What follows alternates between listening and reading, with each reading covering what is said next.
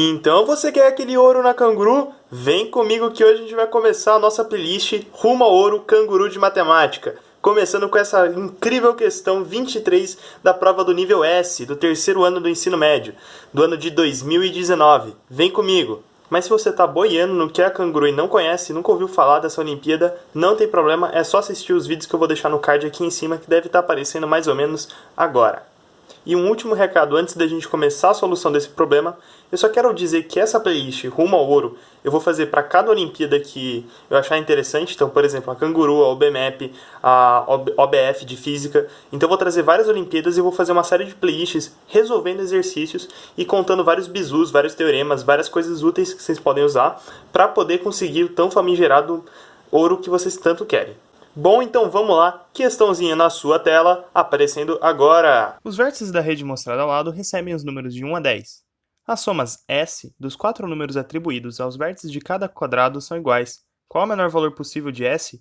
Vamos que vamos! Então beleza, você já viu a questão, já pausou o vídeo, lembra aquele nosso combinado? Pausa o vídeo, tenta resolver sozinho, porque agora é a hora da solução. Então vem comigo. Agora que você já tentou fazer o problema sozinho, vem comigo que está na hora da solução. Então, você pode perceber que eu tentei fazer um esquema parecido com o da questão, perdão, a câmera, mas enfim, para ocupar um pouco menos de espaço, eu decidi fazer ele não de forma linear assim, né, mas fazer ele meio que assim. O resultado vai ser o mesmo, não interessa, tá? Você pode ver que as propriedades que a gente vai analisar se mantêm com esse desenho desse jeito, mas só caso alguém seja assim, muito chato, esse foi o motivo de eu não ter feito exatamente igual a questão, tá? Mas como não é uma questão de geometria, onde o desenho é muito importante mesmo, é mais uma questão de lógica e de aritmética, então não é muito essencial que a gente tenha um bom desenho, ok? Bom, e por que eu escolhi essa questão para trazer esse vídeo, né? Porque não vai ser todas as questões que eu vou trazer aqui pro canal, né? Cada prova tem, sei lá, umas 30 questões, eu não vou trazer todas as provas, todas as 30 questões. Eu vou trazer as questões mais legais, as questões que, assim, tem mais chance de cair o mesmo conceito nos próximos anos, né? Ou no caso desse ano, né, 2020, que é o ano que provavelmente a maior parte das pessoas que estão assistindo esse vídeo vai fazer a prova da Canguru. Mas beleza, qual é o grande bizu, qual é o grande macete que essa questão esconde? A gente vai falar de uma matéria, assim, incrível da matemática, que mata vários exercícios e, assim, chove em vestibular, chove em ITA, chove em IME, chove em Canguru e chove em OBMAP. Canguru, então, assim, nossa, eu diria que não só chove como forma enchente. Assim, a Canguru ela adora botar esse tipo de questão. Inclusive, nesse ano caíram duas questões com a mesma ideia principal, o mesmo bizu. Então, assim, se você conhece isso, você já consegue matar, assim, duas questões difíceis, mais 10 pontos aí de graça na sua prova. Tá bom, eu falei sobre isso, mas eu não falei qual é esse bizu. Bom, a gente vai estar falando de uma matéria na matemática chamada invariantes e monovariantes, tá? Monovariantes não é uma coisa tão comum em cair em Canguru, principalmente mais invariantes mesmo, só que elas são bem parecidas e, assim, é bem mais fácil explicar com um exemplo. Então eu vou te pedir para você guardar um pouquinho essa informação de variantes, monovariantes, porque eu ainda vou te dar uma definição um pouquinho mais precisa para você entender, mas não é necessário saber esse nome, não é tipo uma coisa de geometria, um super teorema, não, é só uma ideia, e assim, por lógica você já conseguir matar esse teorema sem saber o que é monovariante, o que é invariante, você já consegue deduzir isso, é uma coisa bem instintiva. Bom, então chega de enrolar e vamos resolver esse problema para a gente poder entender essa noção de invariante e monovariante. Bom, a primeira coisa que a gente vai fazer na hora que a gente for resolver qualquer problema, isso independente de ser da Canguru, de ser de um ITA, de ser de um IME, de ser de uma OBMAP, de uma IMA ou de uma OBM, a gente tem que ver o que o exercício está pedindo. E nesse caso, ele fala as condições e ele dá um objetivo para você fazer, né? E as nossas condições são, a gente vai ter que botar nesses pontinhos roxos aqui, os números de 1 a 10, de modo que a soma dos pontinhos, né, dos números que estão nesses pontos, desse quadrado aqui e desse quadrado aqui, sejam iguais. E o nosso objetivo com isso vai ser descobrir a menor soma possível dentro desses carinhas aqui, dentro desses quadrados, né? Então, como a gente pode começar a pensar? Eu gosto muito das questões da Canguru, porque elas são bem únicas no sentido que elas caem perfeitamente para esse tipo de prova, que é uma prova que depende muito da sua agilidade em resolver as questões. Todas elas, e assim, digo todas mesmo, você consegue resolver elas na base da força bruta, colocando vários números e testando. As questões mais fáceis normalmente você tem que testar uma ou outra vez, e as questões mais difíceis você vai ter que testar, assim, muitas, mas muitas vezes mesmo, né? Assim, milhões de vezes. Esse caso não é diferente, essa é uma questão difícil e como você tem que, meio que um jogo, né? Você tem que colocar esses números aqui, você pode pensar, vamos tentar colocar alguma vez para ver se dá tudo bem. Mas você vai ver que nem sempre vai dar uma soma igual nesses caras, e só de você tentar colocar uma vezinha só, você já vê que tipo de dor de cabeça é e quantas possibilidades você vai ter. E por que eu tô falando isso? Porque é instintivo, assim que você lê o enunciado, é instintivo você tentar achar alguma combinação desses números colocados nesses pontinhos aqui, de modo que você tenha a soma deles iguais, para pelo menos você começar a trabalhar na questão, né? Só que essa não é uma boa aproximação. O que a gente consegue fazer com a matemática? Ela nos permite fazer aproximações mais rústicas, menos elaboradas, menos precisas, olhando não uma parte em específico, mas olhando todo. E é disso que se trata o tema de invariantes e monovariantes. Como assim, você pode estar se perguntando? Olha, vem comigo. Eu não sei ainda quanto que vale a soma S desse cara, ou a soma S desse cara, ou a soma S desse cara. Nem sei que números eu vou ter que botar aqui, para poder, e assim por diante, né? Para poder fazer com que eu tenha essa soma S mínima. Nossa, ficou parecendo um 4, né? Deixa eu melhorar esse S aqui. Prontinho. Eu não sei quais números eu posso colocar. Então o que a gente vai fazer? Em vez de eu olhar numa escala bem micro, eu olhar pontinho por pontinho que número que eu tenho que colocar, eu vou olhar para algo todo. Algo que de preferência que não mude, mesmo que eu mude a ordem dos números, ou então como é que eu coloco os quadrados, algo que não mude e que eu possa, assim, tirar e falar, isso sempre acontece, ou então isso sempre acontece se tal coisa acontecer. Isso é a ideia principal, é a raiz, o cerne da ideia de invariantes e monovariantes. Então vem comigo. Bom, uma ideia bem natural aqui é que como eu não sei quais números eu vou colocar aqui, o que eu posso fazer é colocar letras. E essa é uma boa ideia. Então vamos tentar fazer isso?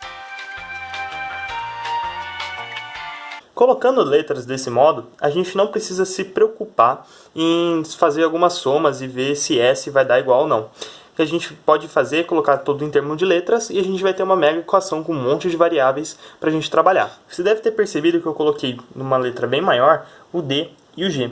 E que esses dois caras têm uma propriedade bem legal, né? Vamos tentar pensar um pouquinho em termos de letras, em termos algébricos. Como é que a gente vai ter o nosso problema? Bom, vamos lá. A gente vai ter que A mais B mais C mais Dzão, né? Tem que ser igual a S. E a gente tem que Dzão mais G mais F... Dzão mais E mais F mais Gzão também tem que ser igual a S. E que Gzão mais J mais I mais H também tem que ser igual a S. Você percebeu por que desses dois pontos aqui serem interessantes? Eles aparecem na soma dos três quadrados, né? Inclusive, esse quadrado aqui do meio tem esses dois pontos. E por que isso vai ser interessante? Bom, lembra aquela ideia que eu falei de a gente tentar procurar alguma coisa que não muda? Bom, o que não muda quando a gente altera a ordem dos fatores? Bom, você pode ter pensado em duas coisas. Multiplicação, o que é dar um bom trabalho aqui.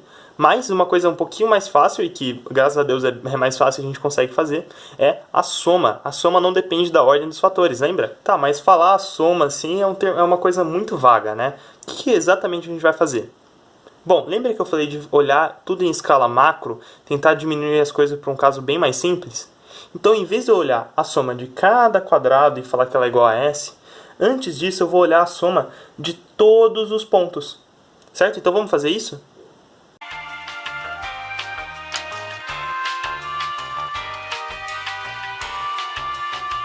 Ok, se eu somar todos os pontinhos aqui, eu vou ter essa soma aqui. Bom, concorda que eu vou ter que distribuir nesses pontos os números de 1 a 10? Então, olha só que legal. Eu não sei quanto vale A, não sei quanto vale B, não sei quanto vale C, não sei quanto vale Dzão e por assim diante. Só que eu sei que a soma deles tem que ser a soma dos números 1, mais 2, mais 3, mais 4, mais 5 até chegar no 10. E a gente sabe fazer isso. Bom, se você está num nível um pouco mais baixo e ainda não viu essa matéria na escola, porque a Canguru é muito no início do ano e talvez uma parte das pessoas não tenham visto essa matéria ainda. Mas isso é uma soma de PA, né? Uma matéria bem clássica, adora também cair na OBMAP, principalmente, na Canguru nem tanto, mas é uma soma de PA. Se você não sabe fazer isso, é uma soma de PA tão simples que você pode fazer na mão, tá? Mas existe uma formulinha para fazer isso, eu não vou me debruçar muito nela, só que fazendo a conta você vai chegar aqui, esse total tem que ser igual a 55, tá? Então grave esse valor, que ele vai ser um valor bem importante para a nossa solução. Vem desenvolvendo comigo. A gente já sabe que o total vai ser 55, só que a gente não somou os S's. A gente somou todos os pontinhos. Agora, o que é interessante a gente fazer? Agora sim a gente vai somar os S's. Detalhe, a gente já observou que esse ponto D aqui ele vai repetir, assim como esse ponto G. Certo? Se a gente fosse escrever a soma dos 3 S's, como é que a gente ia ficar?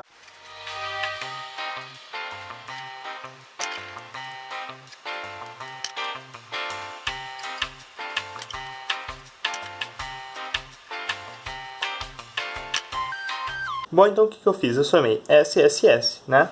Aqui, 3S. Estou utilizando 3S, tudo bem? S, lembrando que é a soma de um dos quadrados aqui, certo? Então, olha só, eu só coloquei aqui. Então, o primeiro S a gente tem A mais B mais C mais D. Eu coloquei até os parênteses para você poder ver que eu estou somando os 3 quadrados aqui, certo? Bom, olha só que interessante. Na hora que eu vou ter... Compara essa soma grandona aqui que a gente fez com essa soma aqui. Lembrando que elas são diferentes. Por quê? Se a gente comparar, a gente vai ver que A aparece uma vez aqui, B aparece uma vez aqui, C aparece uma vez aqui, Dzão aparece uma vez aqui, opa, Dzão aparece mais uma vez. Então, vamos continuar. Ezão aparece Ezinho aparece uma vez aqui, F aparece uma vez aqui, Gzão aparece uma vez aqui, Gzão aparece de novo. H aparece uma vez, E aparece uma vez, J aparece uma vez. Olha só que interessante. Justamente os pontos de intersecção, né, digamos assim, os pontos onde você tem o mesmo ponto contando 2 S's, né?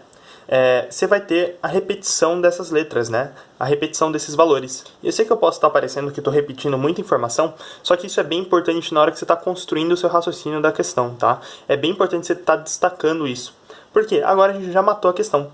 O que a gente tem? A gente sabe que A mais B mais C, enfim, né? Mais Dzão, mais E, mais F, mais Gzão, mais H, mais I, mais J, tem que ser igual a 55. E isso aqui é exatamente igual ao quê? Isso, 3S, né? Então deixa eu escrever aqui do ladinho. 3S é exatamente igual ao quê? É exatamente igual a essa soma grandona aqui, mais Dzão, mais Gzinho. Então isso aqui vai ser igual a 55 mais Dzão, mais Gzinho. Tá, e você pode estar se perguntando, e com razão, como é que essa informação aqui consegue nos ajudar? Bom, olha só que legal. Eu não estou somando todos os números inteiros. Eu não estou somando nenhum número negativo, não estou somando nenhum número que é uma razão, né, uma fração. Sei lá, não estou somando meio, não estou somando 3/4, não estou somando pi. Então, concorda comigo que todos esses números aqui somados, S, né, no caso, ele vai ter que ser um número inteiro? Concorda? Porque senão eu teria que ter somado alguma razão, alguma fração para dar um número racional. Em outros termos, eu estou dizendo que S tem que ser um número inteiro, já que eu só estou somando inteiros aqui, né? Só que, olha só que interessante. Agora entra um pouquinho de teoria dos números. Quem já manja um pouquinho já deve estar percebendo isso, né? Eu não vou utilizar nenhum tipo de congruência e tal. Quem viu o vídeo do IME, que eu vou estar deixando aqui no card também, eu tentei fazer a mesma ideia de divisibilidade, né? E eu também fiz sem usar muita congruência, tá? Usando congruência aqui, eu diria que sai um pouquinho mais rápido, mas como nem todo mundo sabe, não é um conceito muito essencial para canguru de matemática, nem para o OBMAP. Eu acho que não vale a pena a gente se debruçar e utilizar toda essa notação que pode ser estranha para alguns. Mas a lógica é bem interessante e muito útil, tá? Mesmo sem toda a notação de congruência. Vem comigo. Se liga, como S tem que ser inteiro, o que a gente pode fazer? Vamos tentar resolver essa equação como a gente sabe. Então, eu digo que S tem que ser igual a 55 mais D mais G dividido por 3. Concordam? Só passei o 3 dividindo, né? Porque eu quero o mínimo de S. Olha só que interessante, já conseguiu meio que um valor para S. Vem comigo. Percebe que 55, finge que esses dois caras não existem. Finge que eles não existem. 55 não é divisível por 3, ia dar um número quebrado. Isso já é um bom indício que a gente precisa ter esses D e G, né? Então vem comigo. Vamos pensar em que valores a gente consegue colocar aqui em cima. Bom, que valores D e G podem assumir? Bom, pensando nos valores que G pode assumir, vamos pensar assim. Bom, vamos pensar no cara que está aqui em cima. Se esse cara aqui em cima for 56, esse número ainda não é divisível por 3, né? Vai dar resto. O que implicaria que esse é um número quebrado, né? Não é um número inteiro. Então, 56 não pode ser. Se a gente for pensar no 57, pode ser, porque 57 é um número divisível por 3. Agora vem a pegadinha da questão, tá? Se você fosse lá e falar, 57, vou dividir por 3, ia dar 18, se eu não me engano, e aí você ia assinar a alternativa A. E você ia ter caído numa pegadinha, você ia perder pontos, tá? Por quê? Olha só, esse cara aqui de cima não tem que ser 55 mais D mais G? E a gente sabe que D mais G são dois inteiros entre 1 e 10, não é? Certo. Pensa em quais dois números D e G que eu posso adicionar 55 para dar 57? Com essas condições é impossível. Por quê? A diferença entre 57 e 55 é 2. E eu não posso repetir nenhum número, porque se eu repetir eu não vou colocar todos os 10 números aqui, né? Eu vou colocar somente 9, por exemplo, se eu repetir 1, né? Então, se eu colocasse, por exemplo, o mínimo, 1 aqui e 2 aqui, eu ia passar, eu ia ter 58, certo? Então, por mais que esse número seja divisível por 3, essa não pode ser a nossa resposta. Bom, mas a gente não vai desanimar e vamos continuar tentando. 58 também não é divisível por 3, 59 também não, e agora a gente vê 60. 60 parece bem promissor, né? Vamos ver? Sim, por quê? 60 é divisível por 3? Isso já é bem legal. Só que a gente consegue formar 60 aqui? Consegue. Se D, por exemplo, for 1 e G igual a 4, a gente consegue. Ou então D for igual a 2 e G igual a 3, a gente também consegue. Então a gente consegue formar isso. Ou seja, o mínimo de S é quando essa soma aqui vale 60, né? 55 mais D mais G, certo? Ou seja, os números na intersecção tem que ser ou 2 e 3 ou 1 e 4. Certo? E olha que legal, se a gente continuasse, a gente ia conseguir achar outros números que também são divisíveis por 3. Por exemplo, o número 63. E que também, também é possível a gente formar somando 55 mais D mais G, certo? Só que a questão pede o mínimo. Bom, como o 57 não deu, e todos esses números também não dá, né? E a gente não pode ter um número menor do que 55, porque a gente não está somando nenhum número negativo, né? Então, 60 é nosso número mínimo. Assim, portanto, S tem que ser igual a 60 dividido por 3, que é igual a 20. Gabarito, letra C. Bom, então deixa eu recapitular tudo com vocês, só porque eu sei que foi muita informação e talvez esse tipo de raciocínio nem todo mundo esteja acostumado a fazer, tá? Porque não é uma coisa muito comum de ser ensinada nas escolas, tá? Então, o que a gente fez? Como a gente não sabe que valores a gente pode colocar para A, B, C, D, enfim, para que esse exercício seja cumprido todas as questões que ele está pedindo, né? Então, por exemplo, a soma desses quadrados aqui serem iguais, né? Os S serem iguais. Então, o que a gente faz? A gente coloca tudo letra, porque assim é bem mais fácil de trabalhar, e a gente tenta pensar em alguma coisa que não varia. Então, a gente tenta olhar na forma mais macro possível. Já estou dando um spoiler, assim, mas normalmente é somar todos os números, tá? Somar todos os termos. Quem já é mais rato de Olimpíada igual eu, e já fez muita Olimpíada, provavelmente já se deparou com uma questão falando sobre quadrado mágico ou tabuleiro mágico, e você também consegue resolver dessa mesma forma. Então a gente viu que a soma de todos os números tem que ser igual a 55. E a gente também viu que se os critérios da questão forem efetivados, né, forem colocados em prática, ou seja, que todos os números aqui têm que ser colocados, né, de 1 a 10, sem repetição, e que você tem a soma desse cara, desse cara e desse cara iguais, a gente vai ter uma repetição desses dois termos aqui, D e G, né, na hora que a gente for somar. Então, o que a gente fez? A gente combinou essa nossa informação bem geral, né, que a gente não conseguiu não ter nenhuma precisão nela, né? Eu não sei quem é A, não sei quem é B, não sei quem é C, para combinar com uma outra informação do enunciado, né, que essas três somas aqui, né, tem que ser iguais.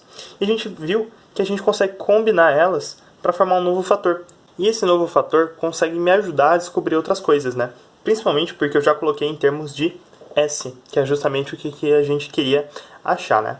Bom, esse foi o vídeo de hoje, agradeço muito pela atenção. De novo, eu sei que esse é um tema meio complicado de ser aprendido de uma vez, assim, né? Principalmente só com exemplo. Por isso eu vou trazer um outro vídeo da mesma prova, do mesmo ano, que caiu assim, na questão 2, 3 questões depois, eu acho. Enfim, vou conferir depois. Mas também de invariantes, porque assim, é um tema muito, muito bisurado. E assim que você conseguir pegar essa ideia, eu tenho certeza que você vai começar a reconhecer ela em vários problemas, e eu tenho certeza que vai ser útil na sua prova. Então, muito obrigado pela atenção, valeu, falou!